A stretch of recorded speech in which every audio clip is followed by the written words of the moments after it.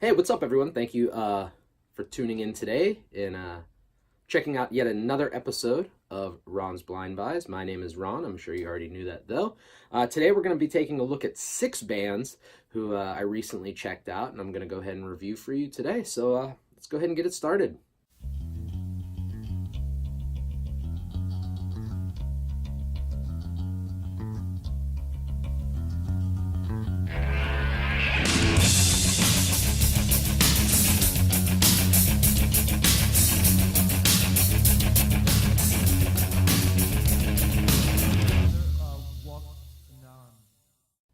Once again, thank you so much for tuning in. Like I said, I have 6 bands that I'm going to go ahead and review for you today, so let's go ahead and jump right in. The first band is Lullaby for the Working Class, and the album is called Blanket Warm. What drew me to this album was the artwork. It reminded me a lot of the brand new re-release of Your Favorite Weapon, mixed with the Turning Point discography with the colors and kind of the blurred image there. When I listened to this, I started kind of looking into the band, and this album came out in 1996, which is really surprising to me that it went under my radar. I'm a big fan of early emo bands, especially 90s emo bands, and this album is 100% a 90s emo record. So it's a lot of American football mixed with cursive, more so on the American football side. It's really laid back, really relaxed, really chilled. It's not as instrumental heavy as those American football albums were. And the vocals, like I said, the vocals definitely remind me of cursive. So if you are a fan of those early 90s albums or the emo revival bands that have come out recently, like Tiny Moving Parts or Empire, I Was the Loneliest State, anything like that, along with those early originators of emo, I would definitely recommend this album. It's definitely worth checking out. I enjoyed it quite a bit. And again, it was really surprising to me that it went under my radar because it's essentially everything that I like in an emo record. So if you haven't already listened to Lullaby for a Working Class, I would definitely recommend checking this album out and giving it a listen. The next record here is Orville, Peck's Pony. This album came to me as a recommendation from my friend Adam. He basically was like, hey, you got to check this album out and review it for your channel. It's a great record, so I did, and I was definitely surprised and pleasantly surprised with how much I enjoyed it. A couple weeks back, I had met one of my friends at a sushi restaurant, and he was asking me how the listening was going and if I'd found anything cool yet, and I brought this one up to him right away, and I explained it to him kind of in the sense of imagine Morrissey meets Echo and the Bunnymen, and they are covering Elvis songs for a Franco Nero spaghetti western. And he kind of laughed, and he's like, that's the most bizarre thing you could ever say. But I think listening to it, if you listen to it and you kind of think in that realm, you can understand where I'm getting all of that from. So it's I can't lump it into a single category. It's indie rock, it's country, it's an 80s kind of throwback record. It's all of this stuff in one, and it's definitely worth checking out if you're just into something different and something that is really really unique and is definitely going to catch you. This is definitely one to check out. So that's Orville, Peck's Pony. The next album is Say Bok Gwai, and it's their self-titled album. It is really fast hardcore. I liked it. I liked it quite a bit. However, there were some songs where they're kind of slower, stonery songs, and I wasn't necessarily into those as much as I was into the really fast stuff. It reminded me a lot of, early Void, or even at times Bones Brigade. They do some really cool, groovy kind of bass-laden intro stuff, and then it just goes into super fast hardcore, and that really was reminiscent of Bones Brigade. Even like some Nine Shocks Terror in there. So if you're into fastcore, if you're into really fast hardcore, definitely check it out. The production value is really low, so it is like an old punk record, but that's what I think makes those slower, stonery kind of jam songs really lackluster because of the production quality. It doesn't really resonate as well as I think it could. If the production was better, I would probably enjoy those songs quite a bit more, but I think it definitely works well for the fast songs, just not the slow ones. So that's Say Bok Gwai, Japanese fast hardcore, so definitely check it out. The next Maps of Norway, Die Off Songbird. I loved this artwork. That's absolutely what drove me to it, was the artwork. Like most things, I'm very visual, so the artwork definitely brought me to it. The introduction to this album is an electronic introduction. It's completely different from everything else on the album. The rest of this record is very heavily influenced by Pretty Girls Make Graves, or at least sounds exactly like Pretty Girls Make Graves Worship.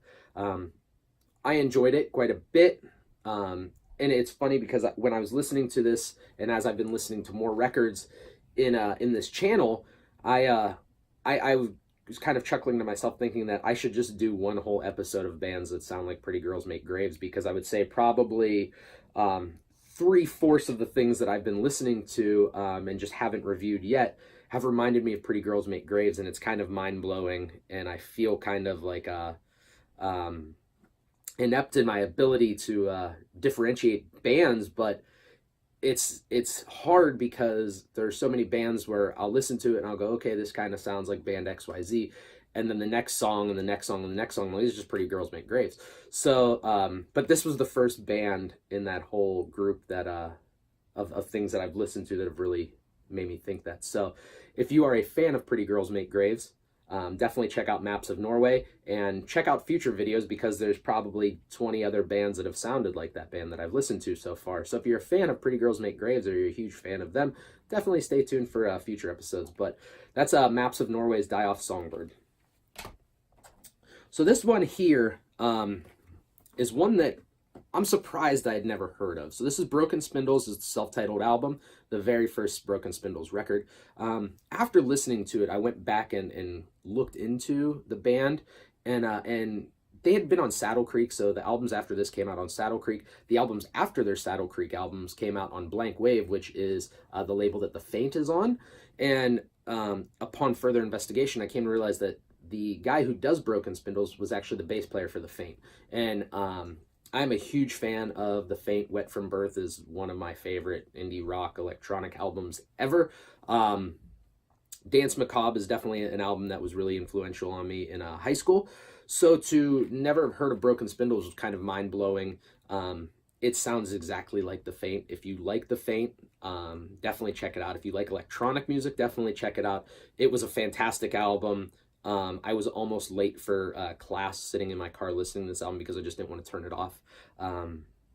So if you're a fan of electronic music at all, in any form, or you're a fan of The Faint, definitely check out Broken Spindles, whether it's this album or future albums. I have ordered a couple of their later albums. I have yet to receive them, though, because I did like this one so much. So definitely check out Broken Spindles if you never have. So, and lastly, we have Diamond Nights, Once We Were Diamonds. This album came out in 2005. So it came out a couple years ago. However, this album sounds like it came out in the 1970s. It's awesome. It's fantastic. If you like bands like T-Rex, or you like bands like Thin Lizzy, definitely check out this record. It's awesome. It's fantastic. It's not gimmicky sounding like some of these other bands that are out there, like I think it's Steel Panther or The Darkness, where it was really cheesy and kind of gimmicky. This actually sounds like it came out in the 70s, and you could tell that the guys in the band are having a blast doing it. It's not corny. It's not cheesy. There's no tongue-in-cheek.